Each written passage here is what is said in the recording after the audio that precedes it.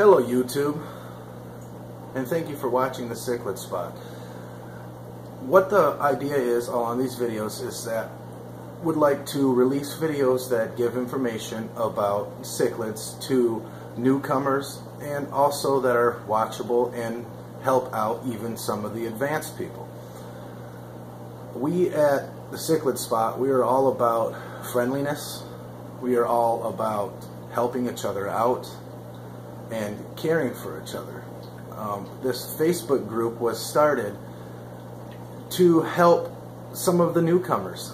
Some of the Facebook pages, people get very pushy, throw a lot of information at the newcomer to this hobby that may completely shut them off to the hobby.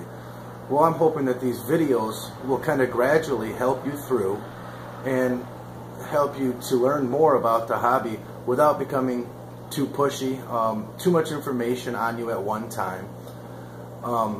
So I want to start the first one off, this video, talking about the Facebook group to start. It's relatively new, have an excellent admin team, great people, willing to help with anything you need, any questions. And we're open to ideas. We're not, this is how it is, deal with it or you're banned. We do not work that way. But we do not allow any sort of harassment towards other members. We're very, I don't know how you'd say it, we really pay attention to that stuff. If someone comes and posts something and they're really excited about it, we like them to be able to share their photos without somebody attacking them and telling them that the way the rocks is wrong, or how many fish they have in there is wrong, how many of this. It's your tank. You know what you like. There are some general guidelines, and I hope to cover them in future videos to come. And sorry if you see me looking down, it's because I do have a list written out so that I do the topics in the orders which I'm looking to cover them. But I would like to remind everybody here that these videos at the Cichlid spot are based on experiences, people's experiences, my experiences. I've been in this hobby for 18 years, 10 of which has been cichlids only. So, being that I said that, if you do not agree with me or anything that anyone at this Cichlid spot thinks or whatever, that's okay. We can still be friends. We can still talk. We can still be in a group together. And we can, you know, get along just fine. On this one, being the first one, I kind of want to talk about the tank itself. What you need if you're looking to get into cichlids. First off, you need to figure out what you're looking for. Is it Africans? I mean, which lake of African cichlids are you looking at? Are you looking at haps, peacocks, mbunas? Are you looking at some shell dwellers? Or are you looking the whole other direction? Are you thinking Oscars and Dovai and, you know, large things of that sort? There's so many options. But once you realize that cichlids are what you want to keep, the next step would be figuring out the tank size. And a general rule of thumb for me that I've learned to be good is when it comes to cichlids of any style, you want a bigger tank. The best thing you can do is to start with a 55 or larger, 55 being the minimum. If you are really, really adamant on getting a fish, like let's say an Oscar, but you can only afford to buy a 55 gallon at the moment, maybe the thing to do would be just wait a little while until you could get the 75 gallon, because the 75 gallon would house that Oscar much better at the time when you purchase him. He will be happier, more swimming space, grow faster, be healthier, and it will house him for the rest of his life. So it all depends on what you're looking to get. If you're looking to get more into the African cichlids and the shell dwelling side, you can go with a 30 gallon and have some in there, and they will live happily because they're small size. When it comes to, like, if you want 2 Oscars or 2 Dovai, you know, you're going to want to start with a 100 gallon minimum. I mean, you could put them in a 75, but that would be like throwing you and all your siblings into one bedroom growing up and say, make it work. You're going to survive. You're just not going to be that happy. You're not going to want to express yourself because you're so crowded. And one of the nicest things about large cichlids, such as Central or South Americans, is the personalities are amazing, almost like dogs at times. So you really want them to be happy, for them to come out and give their full potential. Now, if we are talking African cichlids, let's say you want imbunas. 55 gallons would be a great starting point for you. Even if you want to do some peacocks, that would work. Now, obviously bigger is better, and the larger the tank, the happier the fish are going to be, and the more you can in terms have in there. But if we're talking haps, now I wouldn't go with a 55. I'd start with like a 75 minimum. They get quite a bit larger than peacocks. They're more carnivorous than any of them. They can have a more aggressive side if they want, but they're, you know, like peacocks for the most part. So really, it's going to depend on what you're looking at putting in there to really figure out what size tank you need. But once you have that down, then once you got the tank, we can move on to the next part. And that's covering filtration. Filtration is a giant part of your aquarium. It is the life essence of your tank. So when you're looking at cichlids, whether it be Central, South, or African cichlids, you need to figure out your filtration based on what you're going to have. The three main styles of filtration, you have your sumps, you have hang on the backs, and you have canisters. Now this tank you see behind me here is a 55-gallon peacock tank. Now on this tank, we'll use this as an example, you usually want, a good idea is to do 4-5 times the filtration of your tank minimum. On this tank here, on the back here, behind me, that is a Marine Land 400. And on the other side, there's a Marine Land 200. This tank is turning over 600 gallons of water per hour. So I'm turning this tank over 15 times in 1 hour. I do not need that much. I could get away with the 200-gallon filter by Marine Land by itself without a problem. But these fish do produce waste, and the better filtration you have, the healthier your fish is going to be in terms. And when you get larger than that, like 75s is when I really start recommending people. I mean, you can do them on these, but that's when I really start recommending people looking into getting a canister. If you are going larger than that, let's say a 90, a 100, a 110, 125, 150, so on and so forth, sumps are not a bad way to go. They definitely allow you a lot of space for collecting beneficial bacteria, and it's the easiest way to get a large turnover in your tank. When you look at such things as these filters here, the problem with hang on the backs is you get into when it comes time to maintenance the tank. What I do is every once in a while, a couple times a month, probably every other water change I would say, not every once in a while, I take the cartridges out and I rinse them off in tank water that I have removed from the tank. And then once a month,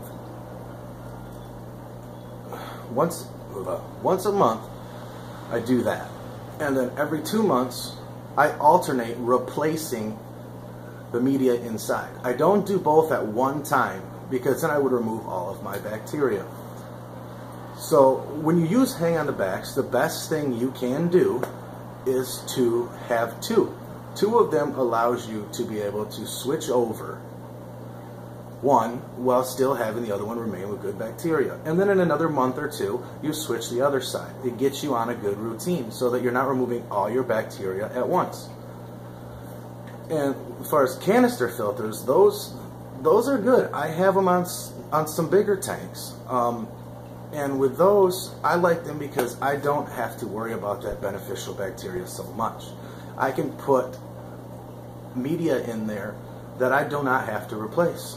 The media sits in there and just is for bacteria, and I will have layers of different things to absorb the waste out of the water, any kind of debris that's floating in.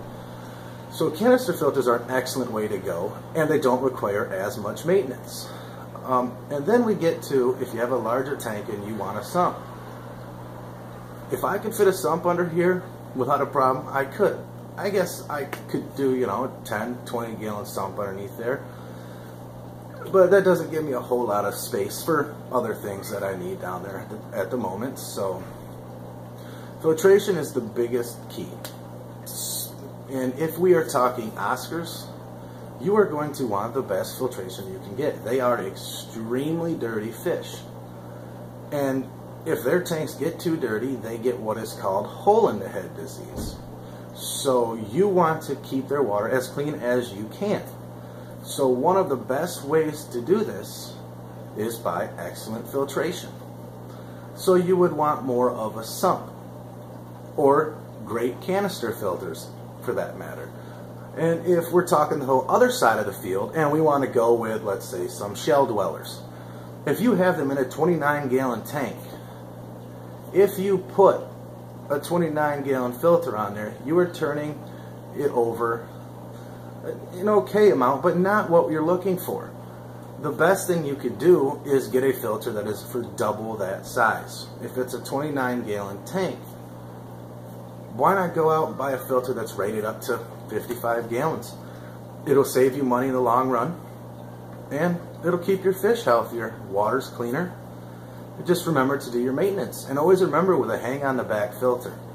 With your media, never rinse it out under tap water. You will destroy the beneficial bacteria that is on there. Always rinse that out in water that you've taken out of your aquarium during a water change. The next topic I would like to start talking about is heaters. A heater is an absolute must, especially here in Michigan. It gets pretty cold sometimes. If I would run a heater on these, the water would be down to 60-some degrees in no time, in a matter of hours. What I like to do with heaters is always make sure that you get a heater that is rated above your tank. And I know this from bad experience. When I first started out, my very first tank was a 29-gallon with a fire mouth in it. Yes, I'm not proud of this. He was from Walmart, but I was 10.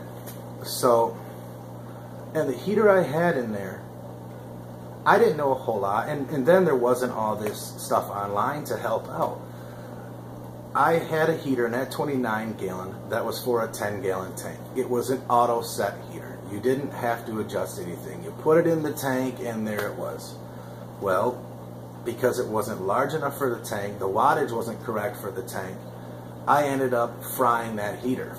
And I did not know this at 10 years old, that the heater was even fried. Next thing I know, I have dead fish everywhere. The water got too cold because the heater was working too hard that it couldn't handle it anymore. So make sure you get a heater that is rated for your size aquarium or more. You could get one that's rated double. That's fine. Less work that heater has to do. And a big thing to remember with heaters, especially with Central and South American cichlids. Let's take, and I use Oscars a lot because they are one of my favorite cichlids. So I use that a lot for examples and descriptions of things. So you take an Oscar and you put him now inside your 75-gallon tank. And as he grows, he will become more destructive. You may come home and the tank may be in a completely different order in which you put it in. That's normal. They do that. They're like, it's like putting a bowl in a china shop. So you want to really consider that as well if you're using a glass heater. A lot of people with bigger sumps, you may place the heater down in the sump. The fish never has the ability to bust that heater. He will never be able to attack it or accidentally run into it. The other option is you can either make them, or they do sell them online. Some pet stores, very few, there's only one around my area where I can find it, is they make guards. Guards that go over top of your heater so that if it is slammed into or hit or falls in the tank, it does not crack or shatter. So that is very important. And as far as the temperature of the water, I keep all of my tanks anywhere from 77 degrees up to 81, depending on what is in there. This tank right now is running at 79 degrees. And I always want to keep it that way. So in this corner behind me, I have another heater that is just below that by 2 degrees. So if anything were to happen to this main heater, that one would kick in and that one would take over. So it never hurts to have two. It's not necessary, but it never hurts to have the backup.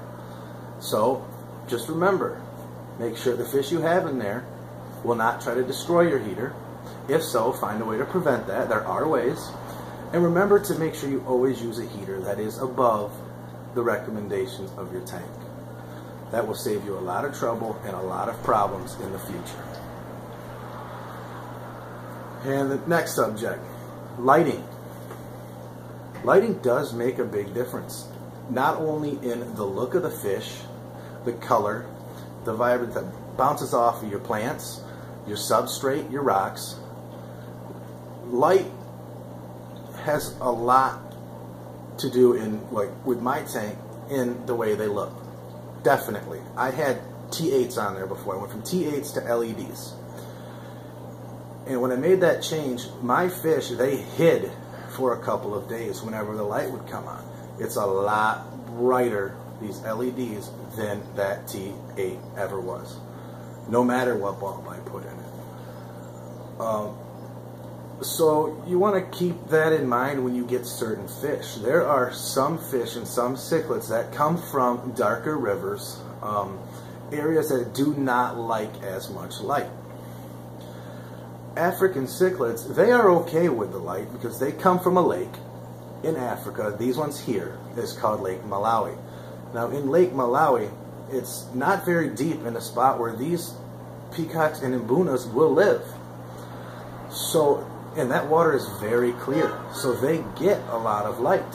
It does not bother them. Now I have had other cichlids that when the light's on, they want to go under a rock or hide somewhere. And when the light comes off, they come out. Even if you're there, they still come out. So if your light is too bright, you can cause problems with your fish as far as how sensitive they are to this. So knowing that, there are several options for lighting. You can get T5s, you can get T8s, and you can get LED lights. T5s and T8s, you can get fluorescent bulbs of all different spectrums is what you call it. You can have 3,000 K, 5,000, 15, 20,000 K, all different levels. You can get regular lights, black lights, blue lights, whatever you choose. There are many options. Just remember that the higher the spectrum, the brighter the light, the more algae you are going to entice to grow in your tank. So just keep that in mind. And these LEDs, I have just been introducing these in about the last year. I part-time manage a fish store, and these marine lands came in, and I had to have one. Unfortunately, they weren't on the cheap side. So I waited until they went on sale. But anyways, they're very nice. They have this one here, I think, if I believe right, has like 40 LEDs on it. It has the option of going just the white LEDs or just the blue LEDs or both. Now that is just with the blue ones on. At night, it looks awesome. Let me tell you, especially when my albino goes under there. So with lighting, there's a lot of options. So just keep that in mind. And if you are looking for LEDs, the best thing to do is to buy quality, reputable LEDs, so they do not go out on you soon after buying. This marine land has lasted for about 8 months now without a problem. A buddy of mine had purchased a cheap version from Petco. I'm not bashing them, just saying, from Petco. And 2 of the LEDs were out the second he got it home. Turned it on and 2 of them didn't even work. So he had to go through the hassle of returning that. And the next one, he had a couple go out within a month. So definitely if you're going to go LEDs, do not go on the cheapest side you can find. Another thing I want to cover now is tank location. Now that you figured out you want to keep cichlids, you have a general idea of the filtration you want to keep on the tank. You have a general idea of how a heater should be purchased, what you are looking for, and you have your lights covered. Let's talk about location. You want to remember that your fish are going to act upon how their surroundings are. If you put it in a secluded room away from everybody and everything, when people do come to look at it or when you do approach, they may hide. They're not used to you. But if you place it out in an area where there's medium traffic, they'll start to become used to you. They'll start to get used to you being around. And, well, like these guys here, they see me all the time. I get close, I come up, and they all want to be right there. That's normal when they see you all the time. And you can also place it in a high traffic area. I try not to do that personally myself so that they don't have people on them all the time. So that they can have times where it's just them swimming through the tank. And if we want to go see them, we can. And they will come out and greet me. They always do every time. Sometimes I tell myself they're happy to see me, knowing that really they just want to eat. And a big thing to keep in mind is location as far as lighting. You want to try and keep it away from direct sunlight. That will cause an extreme level of algae to grow, and then you will go into an algae bloom. Your tank will become cloudy, and you won't like it. It's not a good look. So keep it out of light as much as you can as far as direct sunlight. Also, the second tip, keep it away from any direct spot directly in front of a heater or in air conditioning so that there are not tank fluctuations in temperature that are very drastic. This can harm the fish and cause problems.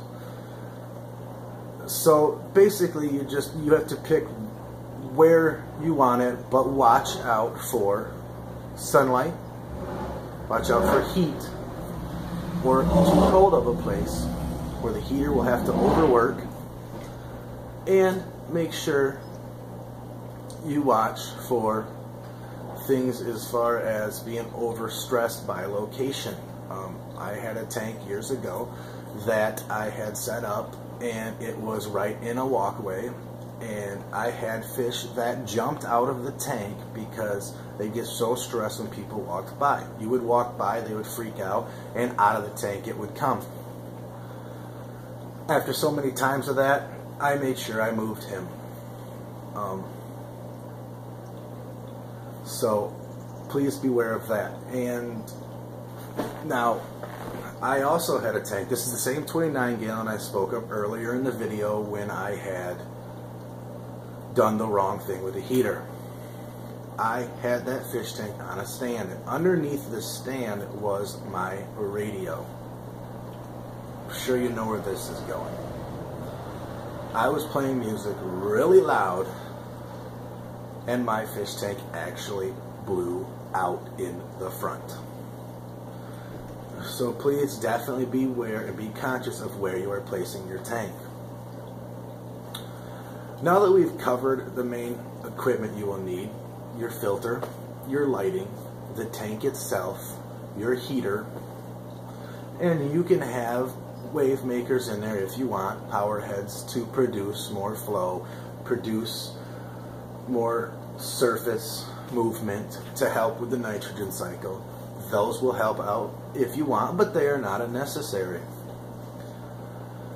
In later videos, we will get more into, now that it's set up, you have the water in it, you have everything you need for it, we will get into what chemicals as far as conditioners for chlorine, chloramine, other things that may be in the water. We'll get into that, and we'll get into waiting out a cycle, how the cycle happens, what the process is that needs to happen, and how long it can take before it is ready for fish. And we can talk about different ways to cycle your tank. But right now, this is it. This is my first video, so I was a little nervous. Probably seemed it at times, but I promise they will get better as we go. And I really hope you guys enjoyed this. And I hope you come check us out at the Cichlid Spot on Facebook. Excellent group, excellent people, great place to share, talk, and just do nothing while you're sitting there. Just have fun. And please remember to always respect people online. This hobby is full of people with many different experiences with even the same fish. So we want to always respect that. And always remember to do what works for you. It may not work for me, but it might work for you. Or it might work for me and not for you. So just remember that. And please, stay tuned and watch the next videos I have coming out. And thank you for watching the Cichlid Spot. We are excited to have you here, and I hope that at some point I can get some of the other admins on here, or maybe another member, to share some videos with you guys and just really make this become a great community that I know this page can be. And thank you for watching. Bye.